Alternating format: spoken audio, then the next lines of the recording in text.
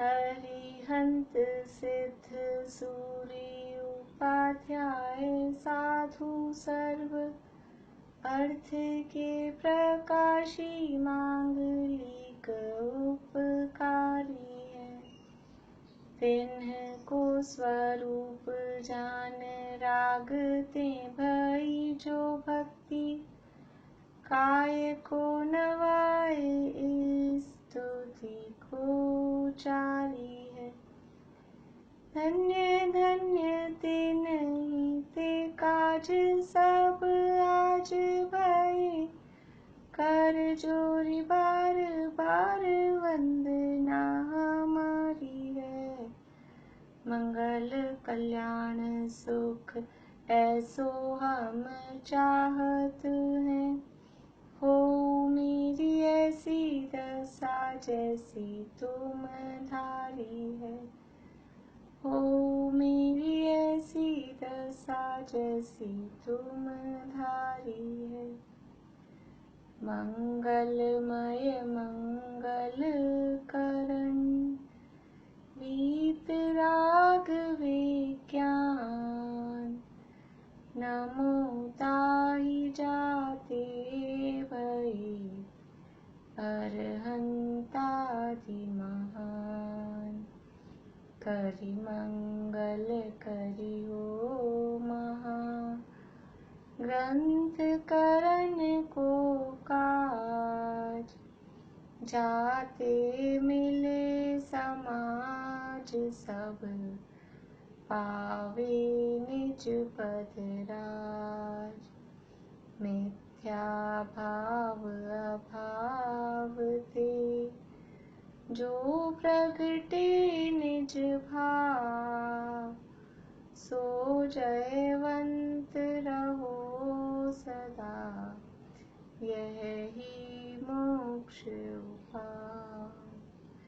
यही मोक्ष उपाय। मोक्षा प्रकाशक नामक ग्रंथ और इसके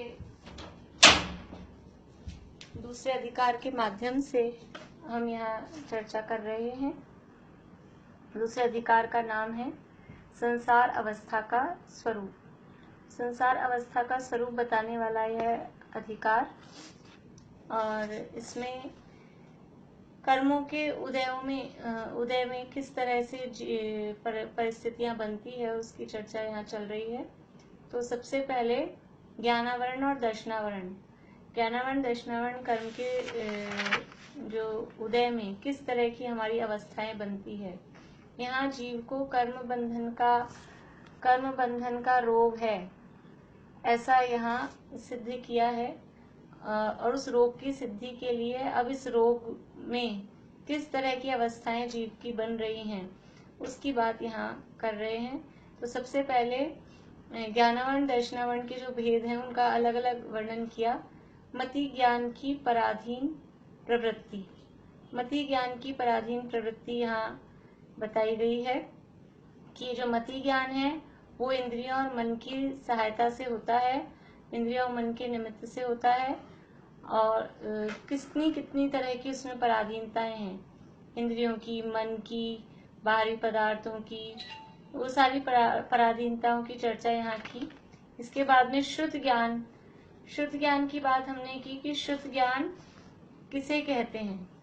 मति ज्ञान द्वारा जाने गए पदार्थ के संबंध में विशेष जानने को शुद्ध ज्ञान कहते हैं। ये शुद्ध ज्ञान है वो कितने प्रकार का है? शुद्ध ज्ञान कितने प्रकार का है? बोलिए।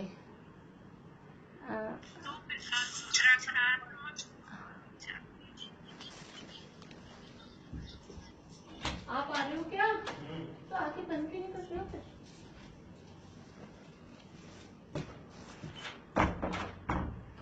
हाँ जी, हाँ बोलिए। रजनी जी आप बोल रहे हैं ना?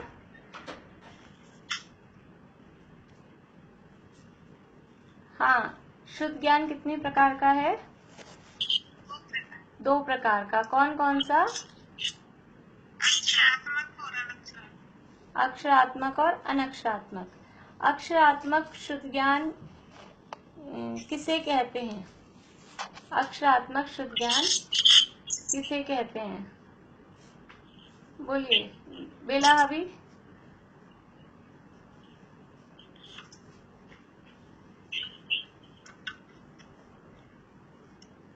अक्षर जो होते हैं उनसे मिलकर जो शब्द बनता है उसे अक्षरात्मक कहते हैं। अक्षरों से मिलकर जो शब्द बनता है सच है। नहीं नहीं नहीं, ऐसा नहीं है। अक्षरों से मिलकर जो शब्द बनता है उससे अक्षर कहते हैं, अकेला ऐसा नहीं है। म्यूट होइए। हाँ, बाकी लोग म्यूट हो जाइए, म्यूट हो जाइए, बहुत डिस्टरबेंस आ रहा है कहीं से। रजनी जी आप भी म्यूट होइए। देखिए, अक्षरात्मक शुद्ध ज्ञान का मतलब है अक्षरों के माध्यम से जो ज्ञान होता है उसे अक्षरात्मक शुद्ध ज्ञान कहते हैं। लेकिन अक्षर का मतलब अकेला यही नहीं कि दो अक्षर से मिलकर जो शब्द बना। अक्षर का मतलब है जो सिंगल अक्षर है वो भी अक्षर है, और जो शब्द बन रहे हैं वो भी यहाँ अक्षर लिए गए, ऐसा मैंने बताया था। यानी क, ख, ग, घ, ये जो अलग अलग हैं ये भी अक्षर हैं, और क और ख को मिलाया, ख और ग को मिलाया, वो मिल के जो शब्द बने, दो अक्षर के शब्द, तीन अक्षर के शब्द, उन सबको भी यहाँ पर अक्षर में ही लिया गया है, ऐसा कहा था। तो अक्षरों के सामान्य रूप से अपन इतना ध्यान रखें, अक्षरों के माध्यम से जो ज्ञान होता है, अक्षरों को सुनकर जो ज्ञान होता है वो कहलाता है अक्षरात्मक ज्ञान। और अनक्षरात्मक ज्ञान किसे कहते हैं? अनक्षरात्मक ज्ञान किसे कहते हैं? देखिए, अक्षरात्मक ज्ञान है ये कौन सी इंद्रिय से होता है? अक्षरात्मक ज्ञान, आवाज आ रही है आप लोगों को? हाँ, अक्षरात्मक ज्ञान कर्ण इंद्रिय के माध्यम से होता है। और अनक्षरात्मक ज्ञान है, अनक्षरात्मक ज्ञान, हाँ, बाकी इंद्रियों से जो ज्ञान हो रहा है, जो शुद्ध ज्ञान हो रहा है बाकी इंद्रियों से, वो कहलाता है अनक्षरात्मक। और ये जो अक्षरात्मक ज्ञान है ये तो होगा जिसके पास कर्ण इंद्रिय होगी, यानी पंचेंद्रिय जीवों को होता है। और अनक्षरात्मक जो शुद्ध ज्ञान है वो एक इंद्रिय से लेके चार इंद्रिय तक तो अनक्षरात्मक ही है, और पंचेंद्रियों को दोनों टाइप के हैं, अक्षरात्मक भी है और अनक्षरात्मक भी शुद्ध ज्ञान है। यानी हमने स्पर्शन इंद्रिय से जो जाना, ठंडे गर्म का ज्ञान हुआ, रसना इंद्रिय से जो स्वाद आदि का ज्ञान हुआ, ये जो ज्ञान है ये सारे ज्ञान कहलाते हैं अनक्षरात्मक। और कर्ण के माध्यम से जो सुनकर ज्ञान होता है वो है अक्षरात्मक शुद्ध ज्ञान। तो ये जो शुद्ध ज्ञान है, यहाँ कह रहे हैं कि ये शुद्ध ज्ञान की पराधीन प्रवृत्ति बता रहे हैं। तो एक इंद्रिय से लेके चार इंद्रिय तक को तो अनक्षरात्मक ही शुद्ध ज्ञान है, और पंचेंद्रियों के दोनों हैं। लेकिन ये शुद्ध ज्ञान है ये अधीन किसके है? ये मति ज्ञान के ही अधीन है। जो इंद्रियों मन की सहायता से मति ज्ञान हुआ उस पूर्वक ही शुद्ध ज्ञान होता है, इसलिए इंद्रियों मन के अधीन ये शुद्ध ज्ञान होता है। इसके बाद में बात हुई है अवधि ज्ञान, मनःपरक ज्ञान और केवल ज्ञान की प्रवृत्ति। आवाज आ रही है आप लोगों को? कोई बोल के बताइए। हाँ, सबके ऐसे वीडियो रुके हुए लग रहे हैं, मुझे लग रहा है पता नहीं नेट। ठीक है, क्योंकि आधे लोगों के तो, आधे से ज्यादा लोगों के वीडियो बंद हैं, और जिनके चालू हैं उनके भी ऐसा लग रहा है कि वो फोटो लगी हुई हो, तो मुझे समझ में नहीं आ रहा कि क्या है। चलिए,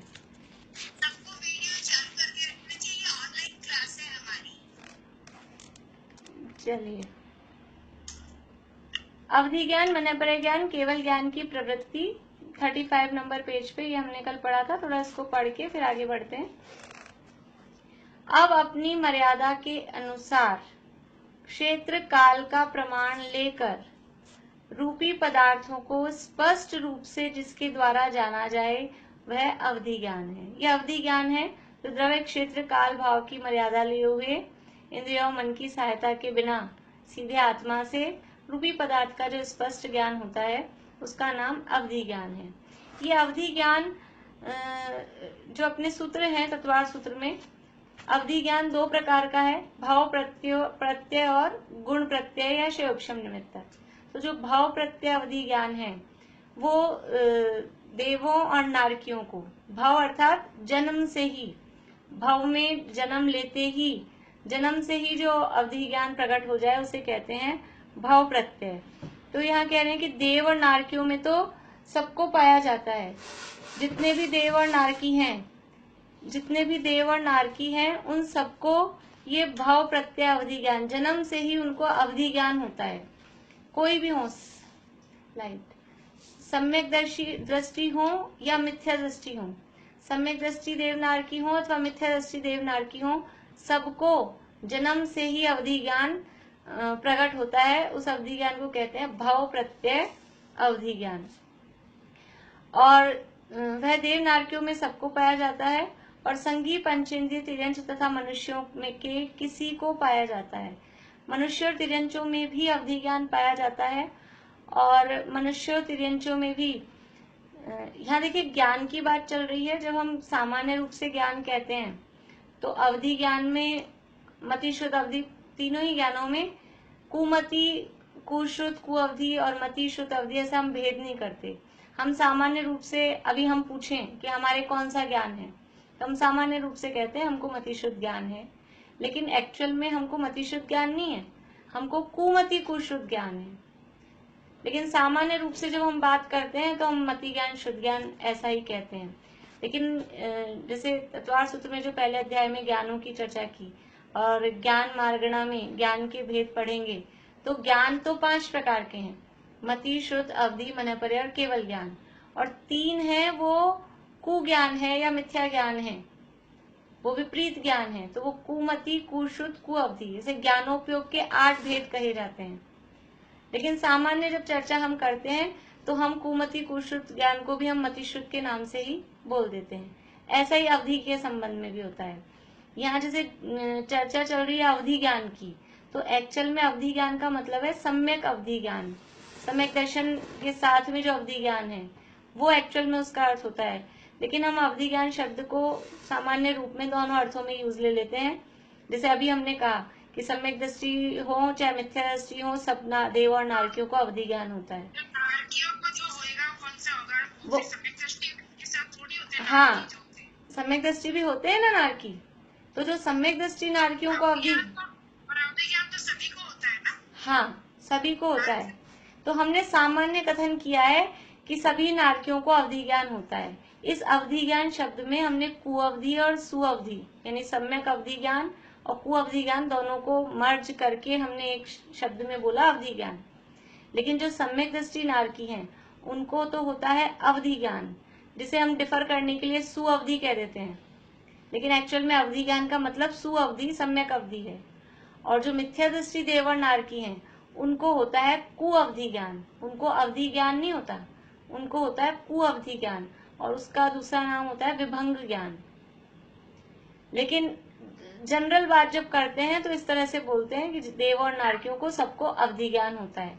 वहां सम्यक दृष्टि डिफरेंस केवल सम्यक दर्शन मिथ्या दर्शन का डिफरेंस है। वो ज्ञान वही है जो अवधि ज्ञान का स्वरूप है, द्रव्य क्षेत्र काल भाव की मर्यादा लिए हुए, वो स्वरूप वही है। ऐसे ही मति और शुद्ध ज्ञान में भी स्वरूप वही है, लेकिन जो सम्यक दर्शन के साथ में मति शुद्ध अवधि ज्ञान है वो कहलाते हैं सुअवधि, सुमति, सुश्रुत या सम्यक मति शुद्ध, सुअवधि ऐसा, या तत्वार सूत्र की भाषा में कहे तो उन्हीं को मति शुद्ध अवधि ज्ञान कहते हैं जो सम्यक दर्शन के साथ में है। और जो मिथ्या दर्शन के साथ में मति ज्ञान, शुद्ध ज्ञान अथवा अवधि ज्ञान है उनका नाम कुमति, कुश्रुत और कुअवधि, और कुअवधि का दूसरा नाम है, उसका पर्यायवाची नाम है विभंग ज्ञान। उसको विभंग अवधि या विभंग ज्ञान ऐसे शब्दों से कहा जाता है। कु का मतलब है खोटा ज्ञान है, मिथ्या दर्शन के साथ में है तो खोटे खोटे ही उसमें उपाय चलते हैं, खोटे ही विचार चलते हैं। ये वो उस मिथ्यात्व का साथ बताने के लिए कु शब्द उसके साथ लगाया गया है। और जैसे हमने छड़ाला में भी पढ़ा, हाँ जी, मनःपर्य ज्ञान सम्यक दृष्टियों को ही होता है। मनःपर्य ज्ञान मुनिराजों को ही होता है, जो भावलिंगी मुनिराज हैं उन्हीं को होता है। इसलिए मन परे ज्ञान तो यहाँ नहीं लिया, पर ये 3 जो ज्ञान है ये सम्यक दृष्टि को भी होते हैं, मिथ्या दृष्टि को भी होते हैं। इसलिए 3 ज्ञानों में सम्यकपना भी है और विपरीतता भी है। तो सम्यक दृष्टि के ज्ञान सम्यक ज्ञान है और मिथ्या दृष्टि के सारे ज्ञान मिथ्या ज्ञान है। श्रद्धा का उपचार ज्ञान पे किया जाता है। श्रद्धा सम्यक है तो ज्ञान भी सम्यक कहलाता है, चारित्र भी सम्यक है। और श्रद्धा यदि विपरीत है तो ज्ञान भी विपरीत है और चारित्र भी विपरीत है। मोक्ष मार्ग में श्रद्धा, इसीलिए सम्यक दर्शन को मोक्ष मार्ग में नींव के समान कहा है। ये सम्यक दर्शन धर्म का मूल है, मोक्ष मार्ग का मूल है। इस श्रद्धा अगर मिथ्या है तो अनंत गुण फिर मिथ्या ही कहलाएंगे, ज्ञान चारित्र सुख सभी उल्टे कहेंगे। और यदि श्रद्धा सही है तो फिर जो अनंत गुण है वो श्रद्धा में सम्यकपना होते ही अनंत गुणों में सम्यकपना आ जाता है। तो श्रद्धा के विपरीतता का ज्ञान के साथ में उपचार करके ज्ञान को भी वहाँ को इस तरह से कहा जाता है। तो यहाँ हमको ध्यान क्या रखना है, मतलब कहीं ऐसा लिखा हुआ मिलेगा देव और नारियों को अवधि ज्ञान होता है, तो हमको समझना है ये सामान्य कथन है। या अवधि ज्ञान शब्द में अलग अलग अपने को समझना है कि अगर सम्यक दृष्टि है तो उनको अवधि ज्ञान होगा और अगर मिथ्या दृष्टि है तो उनको कुअवधि ज्ञान होगा। ऐसा ये हमको पढ़ते समय खुद को समझना पड़ेगा। जिनवाणी में हर जगह अलग अलग करके नहीं लिखा हुआ मिलेगा, सामान्य कथन भी मिलेंगे, पर वो पढ़ते समय हमको ये बात ख्याल में रखनी पड़ेगी कि जो सम्यक दृष्टियों के ज्ञान है वो सुसम्यक ज्ञान है और मिथ्या दृष्टि के जो ज्ञान है वो कुज्ञान है, खोटे ज्ञान है, मिथ्या ज्ञान है। तो ये अवधि ज्ञान तो पहले हुआ 2 प्रकार का, एक भाव प्रत्यय और एक गुण प्रत्यय। भाव प्रत्यय अवधि ज्ञान सभी देवों को नारकियों को, अभी हम यहाँ सामान्य कथन कर रहे हैं, वो कुअवधि का अलग से भेद नहीं कर रहे हैं, तो सभी देवों और नारकियों को, और साथ ही साथ जो तीर्थंकर होते हैं तीर्थंकरों को भी भाव प्रत्यय अवधि ज्ञान होता है। भाव प्रत्यय का मतलब है भाव की शुरुआत होते ही, जन्म होते ही, अवधि ज्ञान जन्म से ही है, इसका नाम है भाव प्रत्यय। तो तीर्थंकरों को भी जन्म से ही अवधि ज्ञान होता है। सबको पता है, पूजा वगैरह में अपने आती है मतिश्रुत अवधि ज्ञान के धारी जन्म समय से हे तीर्थेश, इस तरह से पढ़ते हैं हम कई बार पूजा में या पुराणों में। तो तीर्थंकर हैं उनको भी जन्म से ही अवधि ज्ञान होता है, वो भी उनका अवधि ज्ञान भाव प्रत्यय कहलाता है। पर मुख्य रूप से वो तीर्थंकर एक एक्सेप्शन है, पर जितने भी देव और नारकी हैं उनको सबको जन्म से अवधि ज्ञान होता है। और जो दूसरा है वो कहलाता है गुण प्रत्यय। प्रत्यय का अर्थ होता है कारण, भव प्रत्यय, गुण प्रत्यय। तो भव ही है कारण जिसमें, यानी जन्म लिया और वो अवधि ज्ञान पैदा हो गया, अवधि ज्ञान हो गया, तो भव ही है कारण जिसमें, वो कहलाता है भव प्रत्यय अवधि ज्ञान। और गुण है कारण जिसमें, गुण मीन्स अपने कोई पुरुषार्थ अपन ने किया या कुछ अपन ने इस तरह का विशुद्धि या इस तरह की कुछ हुआ हमारे गुण के निमित्त से, तो वो कहलाता है गुण प्रत्यय। और इस गुण प्रत्यय का दूसरा नाम होता है शयोपशम निमित्तक। शयोपशम निमित्तक मीन्स कि जन्म से अवधि ज्ञान नहीं था मनुष्य और तिर्यंचों को, लेकिन अवधि ज्ञानावरण कर्म का शयोपशम हुआ, तो अवधि ज्ञानावरण कर्म के शयोपशम से और कुछ इस जीव के इस तरह का पुरुषार्थ हुआ, कुछ भी उसमें निमित्त बनते हैं, कुछ रिद्धियां वगैरह, कुछ तप आदि, उसके माध्यम से मनुष्य और तिर्यंचों को अवधि ज्ञान हो जाता है, तप आदि की विशेषता से।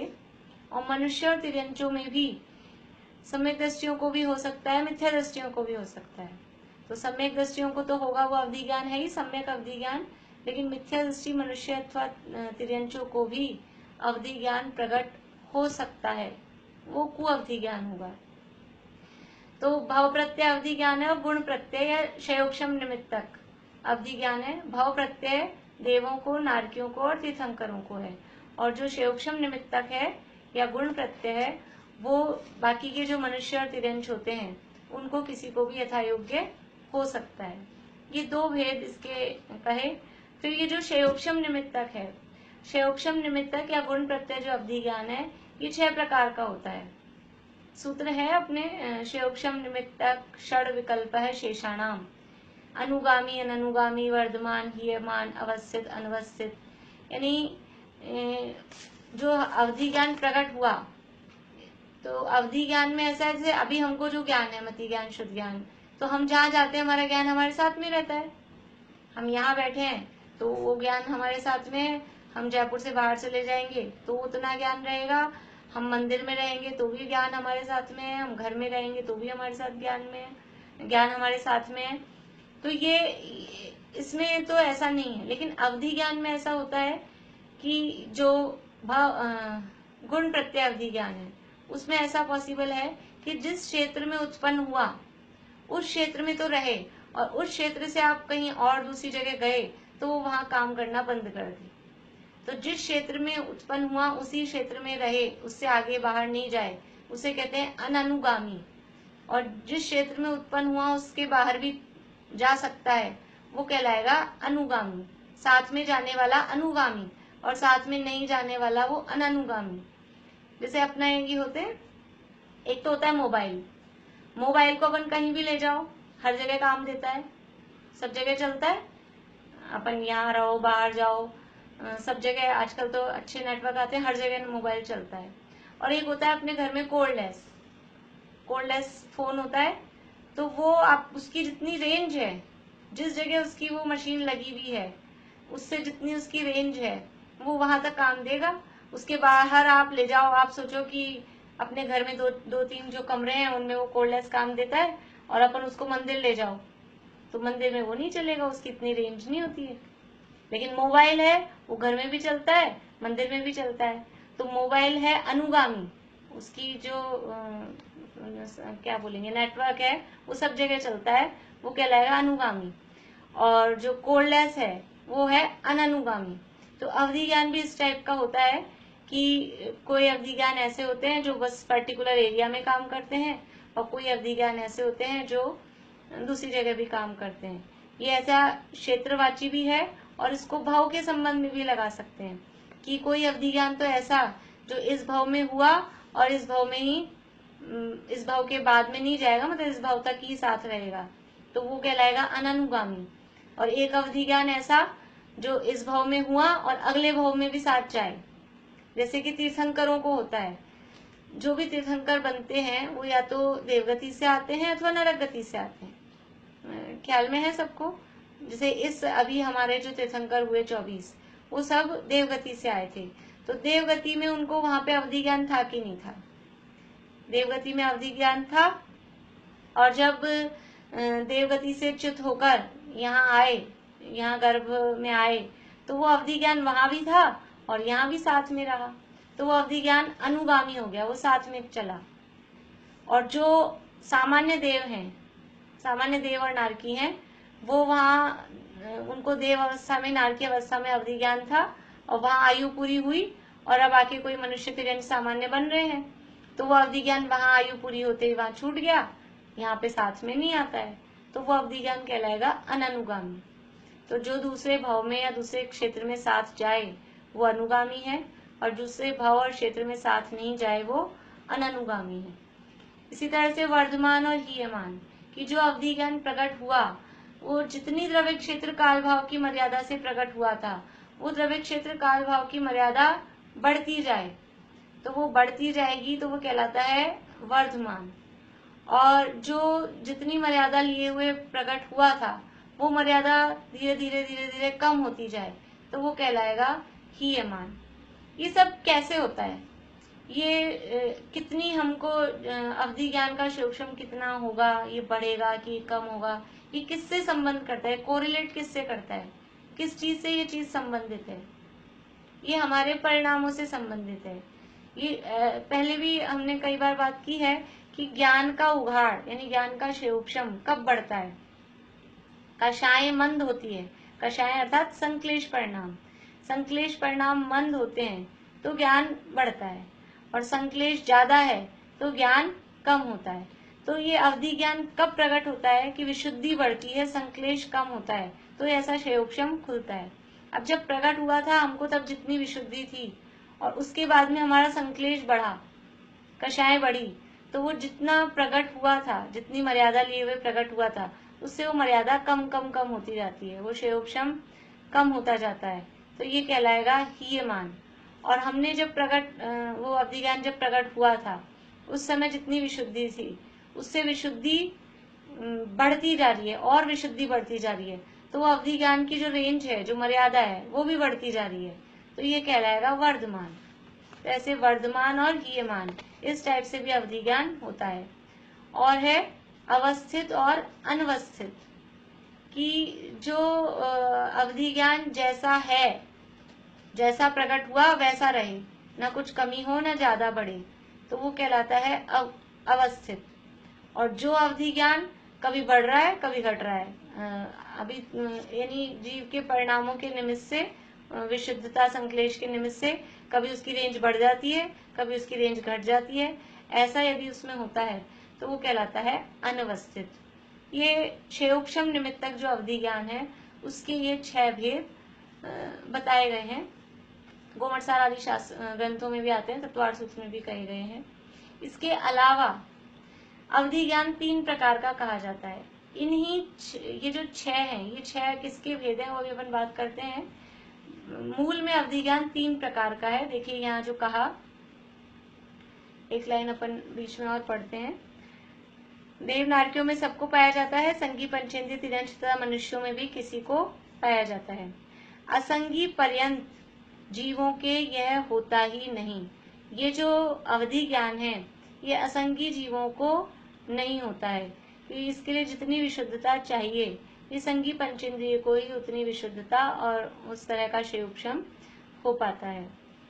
सो यह भी शरीर आदि पुद्गलों के अधीन है। ये अवधि ज्ञान भी जो होता है, ये जो जहाँ से प्रकट होता है शरीर के संबंध से और क्षेत्र विशेष से ही अवधि ज्ञान प्रकट होता है। उसमें भी जो कहाँ से प्रकट होता है, कल ध्यान है किसी को? कल हमने बात की थी कि अवधि ज्ञान प्रकट होता है, कहाँ से प्रकट होता है?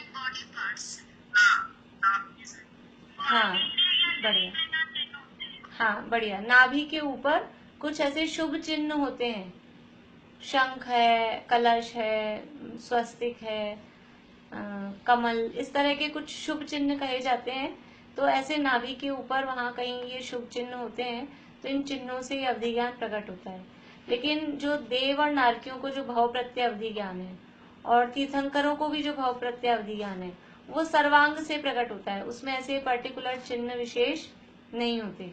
भाव प्रत्यय अवधि ज्ञान वो सर्वांग से प्रकट होता है, उसमें ऐसे चिन्ह वगैरह नहीं होते हैं। लेकिन जो गुण प्रत्यय मनुष्य और तिर्यंचों को जो शैवक्षम निमित्तक या गुण प्रत्यय अवधि ज्ञान होता है, वो ऐसे कुछ पर्टिकुलर जो चिन्ह हैं नाभि के ऊपर, इस तरह के चिन्हों से ये अवधि ज्ञान प्रकट होता है। तो ये अवधि ज्ञान 3 प्रकार का है, देशावधि, परमावधि और सर्वावधि। देशावधि का मतलब है कि जो अवधि ज्ञान जो प्रकट हुआ है वो कुछ यानी संपूर्णतः नहीं जानता, अवधि ज्ञान की जितनी उत्कृष्ट रेंज है उतना नहीं जानता है, उसमें से कुछ कुछ जानता है, तो वो देशावधि पार्टली जानता है, वो कहलाता है देशावधि ज्ञान। और ये जो देशावधि ज्ञान है, ये जो भी देवों और नारकियों को जो भाव प्रत्यय अवधि ज्ञान है वो सब देशावधि के ही अंतर्गत आते हैं। देशावधि ज्ञान देवों और नारकियों को जो भाव प्रत्यय है वो देशावधि है, और तीर्थंकरों को भी जो भाव प्रत्यय है उस समय वो देशावधि है। और इसके भी जगन्य मध्यम उत्कृष्ट ऐसे भेद होते हैं, उसकी पूरी डिटेल है, पूरी रेंज है, पर इतना समझ लें कि देशावधि ज्ञान है वो जो भाव प्रत्यय अवधि ज्ञान है वो देशावधि होता है। इसके अलावा मनुष्य और तिर्यंचों को भी जो प्रकट होता है वो देशावधि हो सकता है। अब है परमावधि और सर्वावधि। परमावधि और सर्वावधि ज्ञान है। परम अवधि और सर्वावधि, ये जो देशावधि है उससे असंख्यात गुना ज्यादा जानता है, और परमावधि से भी सर्वावधि वो और असंख्यात गुना ज्यादा जानता है। और परमावधि और सर्वावधि ज्ञान ये भावलिंगी मुनिराजों को ही होते हैं, मनुष्य गति में ही होते हैं और भावलिंगी मुनिराजों को ही होते हैं। और उसी भाव से मोक्ष जाने वाले यानी चरम शरीरी भावलिंगी मुनिराजों को ही परमावधि और सर्वावधि ज्ञान होते हैं।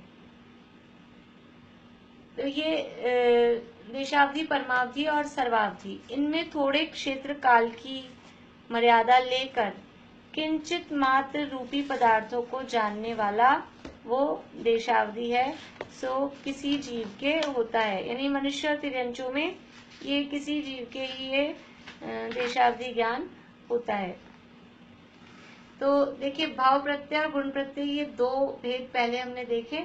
भाव प्रत्यय होता है देवों को और नारकियों को और तीर्थंकरों को, और गुण प्रत्यय होता है ये मनुष्य और तिर्यंचों को संगी यानी मनुष्य तो संगी होते ही हैं, और तिर्यंचों में संगी पंचेंद्रिय तिर्यंचों को। भाव प्रत्यय है वो सर्वांग से उत्पन्न होता है, और गुण प्रत्यय है वो पर्टिकुलर जो नाभि के ऊपर चिन्ह विशेष होते हैं उनसे उत्पन्न होता है। भाव प्रत्यय अवधि ज्ञान देशावधि ही होता है। भाव प्रत्यय अवधि ज्ञान देशावधि ही होता है, और जो गुण प्रत्यय अवधि ज्ञान है उसमें तीनों भेद होते हैं, देशावधि भी, परमावधि भी और सर्वावधि भी। अब देशावधि, परमावधि और सर्वावधि में हम देखें तो देशावधि तो चारों गतियों में पाया जा रहा है, लेकिन परमावधि और सर्वावधि जो ज्ञान है वो केवल मनुष्य गति में, और मनुष्य गति में भी चरम शरीरी भावलिंगी मुनिराजों के ही पाए जाते हैं। इस प्रकार से ये देशावधि, परमावधि और सर्वावधि है।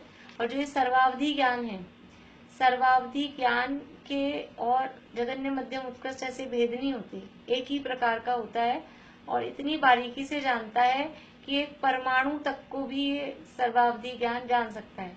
ऐसे तो हम स्कंधों को जानते हैं, और कार्बन वर्गणा आदि को भी अवधि ज्ञान में जाना जाता है, तो वो कार्बन वर्गणा भी स्कंध है, बहुत सारे पुद्गलों का स्कंध है। लेकिन जो सर्वावधि ज्ञान है वो इतनी विशुद्धता उसमें बढ़ गई है कि एक सिंगल परमाणु को भी सर्वावधि ज्ञान में जाना जा सकता है। लेकिन ये सारे ही ज्ञान जानेंगे किसको? केवल एकमात्र रूपी पुद्गल को ही जानेंगे। आत्मा को जानने में बिल्कुल भी ये समर्थ नहीं है। कितने ऊंचे से ऊंचा अवधि ज्ञान, परमावधि और सर्वावधि भी क्यों ना हो, लेकिन आत्मा का अनुभव करने में और आत्मा को जानने में ये अवधि ज्ञान समर्थ नहीं है। इस तरह से ये अवधि ज्ञान की यहाँ बात हुई। तो ये सो ही किसी जीव के होता है। अब ये भी इसका श्रेयोपशम तो होता है। मान लीजिए जिनको अवधि ज्ञान है, देवों को और नारकियों को अवधि ज्ञान का श्रेयोपशम है, लेकिन हर समय इस अवधि ज्ञान का उपयोग नहीं होता है। ये अवधि ज्ञान की हर समय प्रवृत्ति नहीं चलती है। ये अवधि ज्ञान की प्रवृत्ति बता रहे ना, कि ऐसे सोचे कि अपने आप ही अवधि ज्ञान हमको बैठे बैठे हो जाता हो, ऐसा नहीं है। उसको बुद्धि पूर्वक यूज लेना पड़ता है। ये अवधि ज्ञानोपयोग है, उपयोग को उसमें जोड़ना पड़ता है। पंचकल्याणकों में हम देखते हैं भगवान का जन्म होता है या केवल ज्ञान होता है, तो इंद्र का सिंहासन कंपायमान होता है। तो इंद्र का सिंहासन कंपायमान होते ही एक बार होते ही उसको पता नहीं चलता है क्या हुआ। फिर वो सोचता है कि मेरा सिंहासन क्यों कंपायमान हुआ। फिर ऐसा दिखाते हैं कि अभी अवधि ज्ञान से जान रहा है, फिर बताते हैं कि हाँ भगवान का जन्म हो गया है, ऐसा। तो ये अपने आप से ही नहीं होता है, अवधि ज्ञान लगाना पड़ता है। जैसे समझ लीजिए कि 66 दिन तक महावीर भगवान की दिव्य ध्वनि नहीं खिली। सौधर्म इंद्र थे, बहुत सारे इंद्र देवता सारे वहाँ संरक्षण में बैठते थे, तो किसी को भी नहीं पता चला क्यों नहीं दिव्य ध्वनि खिल रही है, क्योंकि वो अवधि ज्ञान अपने आप से ऐसा प्रकट नहीं होता है सामने, उसको बुद्धि पूर्वक यूज लेना पड़ता है। तो किसी को विकल्प ही नहीं आया अपने अवधि ज्ञान को यूज लेने का। सौधर्म इंद्र को विकल्प ही नहीं आया, और जिस दिन विकल्प आया, जब 65 दिन हो गए और दिव्य ध्वनि नहीं खिल रही, फिर उसको विकल्प आया कि चक्कर क्या है। फिर उसको ध्यान आ रहे अपने पास तो अवधि ज्ञान है, अपन अवधि ज्ञान से जानते हैं। जैसा हमारे साथ भी ऐसा नहीं होता, कई बार अपने पास बहुत साधन होते हैं, लेकिन अगर कोई कार्य नहीं होना है तो अपने को उन साधनों को यूज लेने का विचार ही नहीं आता है। अपन बैठते हैं, सोचते हैं हाँ हो जाएगा हो जाएगा, और फिर बाद में अपने को बहुत समय बीत जाता है, फिर अपने को विचार आता है अरे अपन इसको यूज लेके देख, मतलब मान लीजिए कोई बात है, कोई नहीं आया घर पे, बच्चे आ जाते हैं डेली रूटीन में 2 बजे घर पे, और 2 बज गए, 2:15 बज गए, 2:30 बज गए, पहले अपने को विचार नहीं आया आ जाएगा आ जाएगा। तो जब उसको अपने को उसका ज्ञान होने की योग्यता होती है, तभी अपने को फिर विचार आता है कि अरे अब फोन करके पूछते हैं बस वाले को, क्या बच्चा घर पे क्यों नहीं आया अभी तक। तो वो ऐसे ही अवधि ज्ञान को बुद्धिपूर्वक यूज लेना पड़ता है। जैसे मोबाइल को हमको यूज लेना पड़ता है, ऐसे अवधि ज्ञान को यूज लेना पड़ता है। ये इसकी पराधीनता या इसकी समझ लीजिए जो भी माइनस पॉइंट है वो इस तरह से है। तथा परमावधि, सर्वावधि और मनःपर्यय ये ज्ञान मोक्ष मार्ग में प्रकट होते हैं। केवल ज्ञान मोक्ष रूप है, इसलिए इस अनादि संसार अवस्था में इनका सद्भाव ही नहीं है। इस प्रकार तो ज्ञान की प्रवृत्ति पाई जाती है। यहाँ जो पराधीनता या जो प्रवृत्ति बताई जा रही है ये देशावधि ज्ञान के संबंध में बताई जा रही है, क्योंकि परमावधि और सर्वावधि और मनःपर्यय ज्ञान ये तो मोक्ष मार्ग में होते हैं, तो मोक्ष मार्ग में प्रकट होते हैं। अभी वहाँ मोक्ष मार्ग वालों की पराधीनता नहीं बता रहे, यहाँ तो हम संसारी जीवों की जो ज्ञान दर्शन की पराधीनता है उसको यहाँ बता रहे हैं। इसलिए ये जो परमावधि, सर्वावधि और मनःपर्यय हैं ये मोक्ष मार्ग में प्रकट होते हैं, और केवल ज्ञान तो स्वयं में मोक्ष स्वरूप है। इसलिए वो तो अनादि संसार की जो परंपरा चल रही है उसमें इन ज्ञानों का सद्भाव ही नहीं है। आज तक ऐसा नहीं हुआ, ऐसा तो बहुत बार हुआ। हमें अवधि ज्ञान कितनी बार हुआ, हमें अवधि ज्ञान हुआ कि नहीं हुआ आज तक? मोनिका अभी आपको अवधि ज्ञान हुआ कि नहीं हुआ कभी? हाँ हुआ होगा, कंफ्यूजन है अभी। अवधि ज्ञान हुआ कि नहीं हुआ हमको? हम अनंत बार देवगति में और अनंत बार नरक गति में जाके आए हैं। कल हमने पंच परावर्तन की चर्चा पढ़ी थी थोड़ी छड़ाला में, पांचों परावर्तनों की, कि ये अनंत बार हमने ये सारे भाव किए हैं। और वहां जब देव में गए, देव बने और नारकी बने, तो हमें अवधि ज्ञान हुआ होगा कि नहीं हुआ होगा? तो ये अवधि ज्ञान, ये देशावधि ज्ञान तो अनंत बार हुआ भी और छूटा भी, और वो कुअवधि ज्ञान ही हुआ। लेकिन एक बार भी आज तक समझ लीजिए सम्यक अवधि ज्ञान या परमावधि और सर्वावधि ज्ञान नहीं हुए। अनादि काल से कभी भी परमावधि और सर्वावधि ज्ञान नहीं हुए, और मनःपर्यय ज्ञान भी नहीं हुआ। इसलिए कह रहे हैं ये तो मोक्ष मार्ग में प्रकट होते हैं, अनादि संसार अवस्था में इनका काम नहीं है। केवल ज्ञान कितनी बार प्रकट होके छूट गया अपने को? केवल ज्ञान, केवल ज्ञान कितनी बार प्रकट होके छूटा? हाँ, केवल ज्ञान प्रकट होके छूटने वाला नहीं है। केवल ज्ञान तो आज तक प्रकट ही नहीं हुआ है। केवल ज्ञान एक बार प्रकट हो जाएगा तो हम भगवान बन जाएंगे। तो हाँ, इसलिए ये तो मोक्ष मार्ग वाले ज्ञान है, अनादिकाल से आज तक ये हमारे प्रकट ही नहीं हुए, इसलिए इनकी क्या प्रवृत्ति बताएंगे?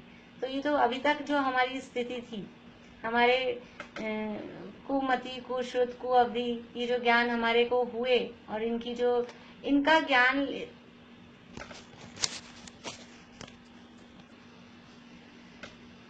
इस तरह से ये ज्ञान की प्रवृत्ति यहाँ बताई गई है कि अनादिकाल से जो हमको ज्ञान है वो उसमें किस किस तरह से हमारी पराधीनता रही, और ये पराधीनता क्यों हुई है?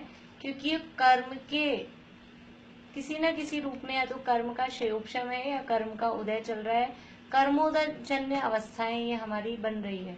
इससे सिद्ध होता है कि हमको अनादिकाल से कर्मों का संबंध रहा है, क्योंकि ऐसी ऐसी अवस्थाएं हमारी होती है, हमारे ज्ञान की ऐसी अवस्थाएं बन रही है, ऐसी पराधीनता हमारे ज्ञान में बन रही है। इससे ये सिद्ध होता है कि हम कर्म बंधन सहित हैं, संसार अवस्था में हैं, दुखी हैं। ये बात यहाँ पर सिद्ध कर रहे हैं। अब चक्षु, अचक्षु, अवधि और केवल दर्शन, ये तो ज्ञानावरण कर्म के संबंध में जो ज्ञान है उसकी बात की। अब दर्शन के संबंध में, दर्शन के 4 भेद हैं। दर्शन के दर्शनावरण कर्म के 9 भेद हैं, लेकिन जो दर्शन गुण है या दर्शनोपयोग है, उस दर्शनोपयोग के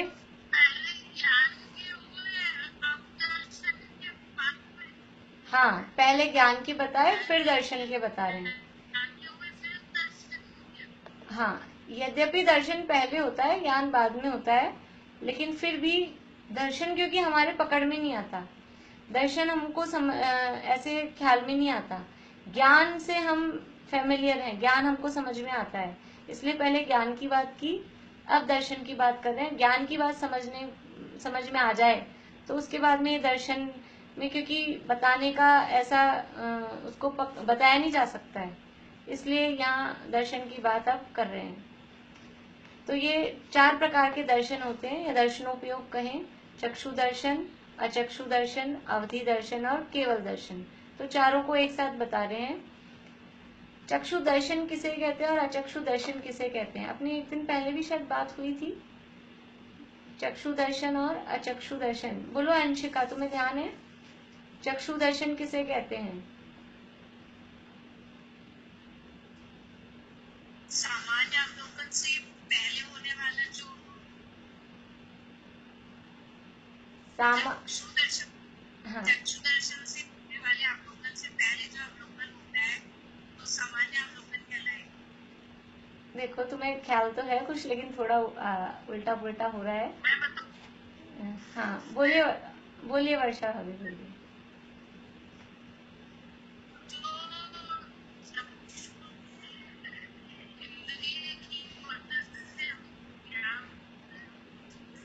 आपका नेटवर्क प्रॉपर नहीं है, आपकी आवाज अच्छी नहीं आ रही वर्षा भाभी।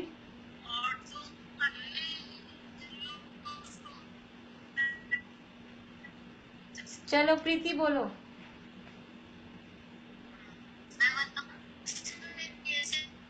ज्ञान है उससे पहले जो सामना हो जाएगा, और चक्षु के अलावा उससे जो ज्ञान हो रहा है उससे पहले होने वाला सामान्य अवलोकन अचक्षु। हाँ, बढ़िया। देखो अंशिका, तुम्हें भी ध्यान मतलब थोड़ा सा शब्दों में आगे पीछे हो रहा था। दर्शन सामान्य अवलोकन ही कहलाता है दर्शन। तो ये दर्शन कब होता है सामान्य अवलोकन? कि ज्ञान के पहले। ज्ञान कहते हैं विशेष अवलोकन, और दर्शन को कहते हैं सामान्य अवलोकन। तो जब विशेष अवलोकन होता है उससे पहले सामान्य अवलोकन होता है, यानी ज्ञान के पहले दर्शन होता है। अब ज्ञान कौन सा है? कि मति ज्ञान होता है, और मति ज्ञान में इंद्रियों की सहायता से मति ज्ञान होता है। तो इसमें 4 इंद्रियां एक तरफ रखते हैं और एक इंद्रिय को अलग करते हैं, यानी चक्षु इंद्रिय है वो 4 इंद्रिय से डिफर है। कैसे अलग है? कि चक्षु इंद्रिय है ये अप्राप्यकारी कहलाती है। अप्राप्यकारी मीन्स बिना टच किए हुए जानती है। बाकी की जो 4 इंद्रियां हैं वो टच करके जान पाती हैं, लेकिन चक्षु इंद्रिय बिना टच करे जानती है। तो चक्षु इंद्रिय अलग है और बाकी की इंद्रियां अलग हैं। तो चक्षु इंद्रिय से जो हमको मति ज्ञान होता है, उस मति ज्ञान से पहले जो सामान्य अवलोकन यानी जो दर्शन होता है उसे कहते हैं चक्षु दर्शन। आंखों से देखने को चक्षु दर्शन नहीं कहते।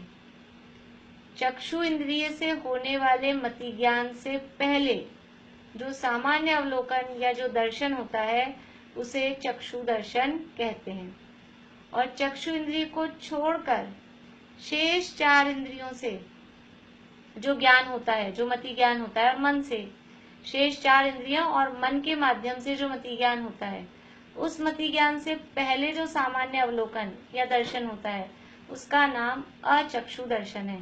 परिभाषा रटने की जरूरत नहीं होती है, समझ में आ जाए, हमको समझ में आ जाएगा तो अपने आप हम परिभाषा बना लेंगे। रटना नहीं है, बस समझ में आएगी बात तो अपने आप परिभाषा बनेगी कि शेष 4 इंद्रियां और मन से जो मति ज्ञान होता है, उस मति ज्ञान से पहले जो दर्शन या सामान्य अवलोकन होता है उसका नाम अचक्षु दर्शन है।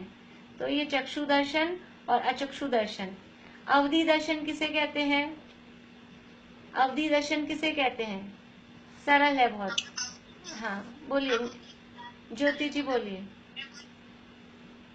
अवधि ज्ञान से पहले होने वाले दर्शन को अवधि दर्शन। हाँ, सामान्य अवधि ज्ञान से पहले, ये सरल है बिल्कुल। अवधि ज्ञान से पहले यानी ज्ञान के पहले जो सामान्य अवलोकन होता है वो दर्शन है। तो अवधि ज्ञान से पहले जो सामान्य अवलोकन होता है उसका नाम अवधि दर्शन है। ये चक्षु और अचक्षु दर्शन जो दोनों हैं ये मति ज्ञान से पहले होते हैं। चक्षु इंद्रिय वाला मति ज्ञान हो या शेष 4 इंद्रिय और मन वाला मति ज्ञान हो। अब है केवल दर्शन। केवल दर्शन किसे कहते हैं? बोलिए ज्योति जी। केवल दर्शन केवल ज्ञान के साथ नहीं होता। हाँ, केवल ज्ञान के साथ होने वाले सामान्य अवलोकन। केवल ज्ञान में आगे पीछे नहीं होता, केवल दर्शन पहले केवल ज्ञान बाद में, क्योंकि वहां तो सब कुछ एक साथ में प्रकट है। इसलिए केवल ज्ञान के साथ होने वाले सामान्य अवलोकन को केवल दर्शन कहते हैं। तो इस प्रकार से 4 प्रकार के दर्शन बताए। अब इनकी प्रवृत्ति कैसी होती है वो बता रहे हैं। इंद्रिय तथा मन को, पेज नंबर 35 पे ही है, इंद्रिय तथा मन को स्पर्शादि विषयों का संबंध होने से प्रथम काल में मति ज्ञान से पूर्व जो सत्ता मात्र अवलोकन रूप प्रतिभास होता है उसका नाम चक्षु दर्शन तथा अचक्षु दर्शन है। यहाँ कॉमन रूप से एक ही लाइन में दोनों चक्षु और अचक्षु को इकट्ठा बताया कि इंद्रियों मन को स्पर्श आदि विषयों का संबंध होने में, सारी इंद्रियों को एक साथ ले लिया, होने से प्रथम काल में यानी उससे पहले मति ज्ञान से पूर्व जो सत्ता मात्र अवलोकन रूप, सत्ता मात्र अवलोकन रूप मीन्स जो दर्शनोपयोग हो रहा है, केवल सत्ता मात्र का अवलोकन देखना होता है कि वस्तु है, बस क्या है कैसी है कुछ भी नहीं, बस है, इतना मात्र जो जानना होता है उसका नाम चक्षु दर्शन तथा अचक्षु दर्शन है। वह नेत्र इंद्रिय द्वारा दर्शन होने का नाम तो चक्षु दर्शन है। देखिए यहाँ परिभाषा में लिखा है नेत्र इंद्रिय द्वारा दर्शन, लेकिन नेत्र इंद्रिय द्वारा दर्शन का अर्थ आंखों से देखना नहीं है। नेत्र इंद्रिय द्वारा दर्शन का अर्थ है नेत्र इंद्रिय से जो ज्ञान हो रहा है उससे पहले जो दर्शन सामान्य अवलोकन हो रहा है उसका नाम चक्षु दर्शन है। वह तो 4 इंद्रिय पंचेंद्रिय जीवों को ही होता है, जिनके नेत्र इंद्रिय होगी उन्हीं को होगा।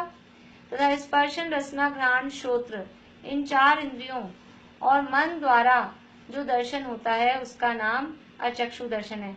यहाँ शॉर्ट में लिखा है लेकिन समझना वही है कि इन 4 इंद्रियों मन के द्वारा दर्शन यानी इनके द्वारा जो सामान्य अवलोकन हो रहा है, और वो सामान्य अवलोकन कब होगा कि इनसे जो ज्ञान होता है उससे पहले वो सामान्य अवलोकन होता है, उसका नाम अचक्षु दर्शन है। वह यथा योग्य एक इंद्रिय आदि जीवों को होता है। यानी चक्षु दर्शन तो 4 इंद्रिय पंचेंद्रिय जीवों को ही होगा, और अचक्षु दर्शन वो एक इंद्रिय से लेके पंचेंद्रिय तक सबको होगा। लेकिन एक इंद्रिय से 3 इंद्रिय तक के जीव हैं जिनके केवल स्पर्शन रसना और घ्राण ये 3 इंद्रिय ही हैं, उनको केवल अचक्षु दर्शन ही होगा। जो 3 इंद्रिय तक के जीव हैं, एक इंद्रिय से 3 इंद्रिय तक के जीव हैं, उनको केवल अचक्षु दर्शन ही होगा। और जो 4 इंद्रिय 5 इंद्रिय जीव हैं उनको चक्षु दर्शन भी होगा और अचक्षु दर्शन भी होगा। इस तरह से ये चक्षु अचक्षु दर्शन की प्रवृत्ति बताई। अभी समय हुआ है, फिर बस ये अवधि दर्शन का तो सरल ही है, कल अपन पढ़ के आगे बढ़ेंगे। टाइम हो गया है वो काफी, कल आगे बढ़ेंगे। कुछ पूछना है किसी को? हाँ,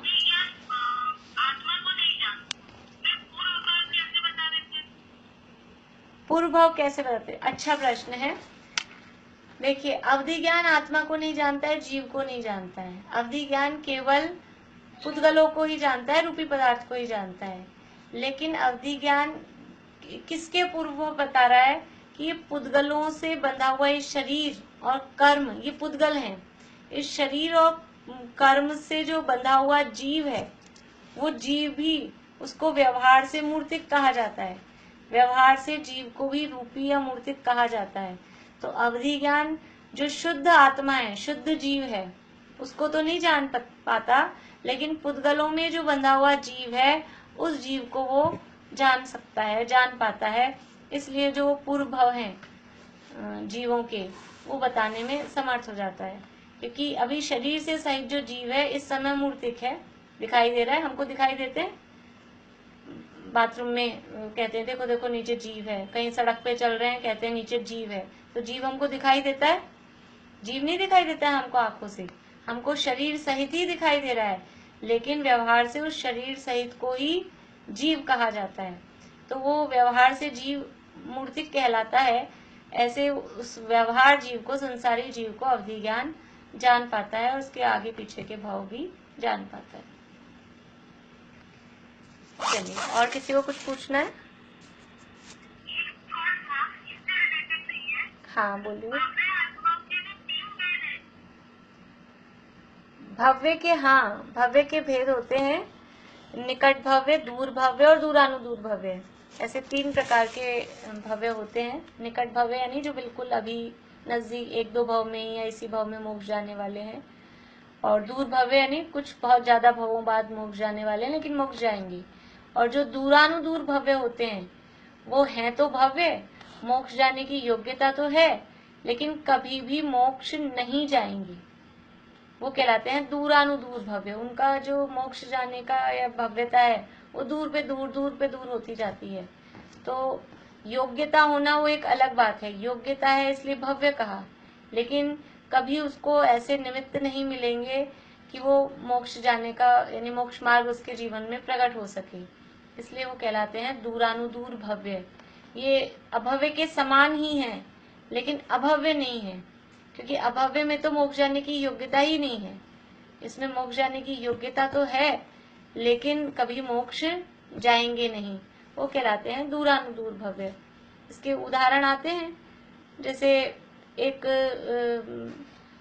मूंग होते हैं, अपन मूंग मोड़ भिगोते हैं तो कुछ तो ऐसे होते हैं कितना ही उनको उबालो कितनी सिजो वो सीजते नहीं है, जिसे हम ठोड़ू मूंग कहते हैं, वो तो है अभव्य के समान।